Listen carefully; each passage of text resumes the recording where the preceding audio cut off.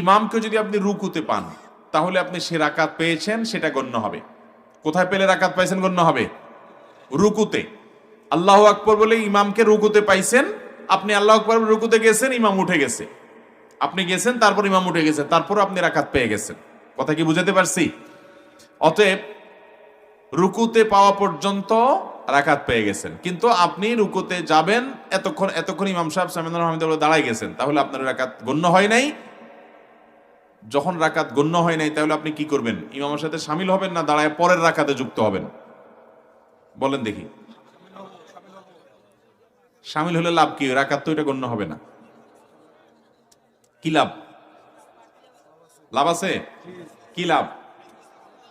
সেজদা গিয়ে আপনি তাসবিহ পাঠ করবেন, সব হবে না নাই?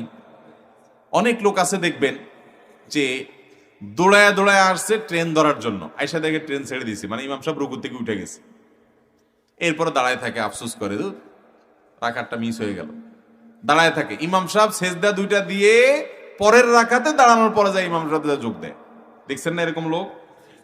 সারাসর বল, আপনি দাঁড়ায় থাকলে কি সওয়াব পাইলেন? আপনি যদি যোগ দিয়ে ফেলতেন, রাকাত গণ্য না হইতো, কিন্তু সেজদা দিছেন দুইটা, সেজদার মাঝখানে দোয়া পড়ছেন, আবার তাকবীর দিছেন, আপনি সওয়াব পাবেন না?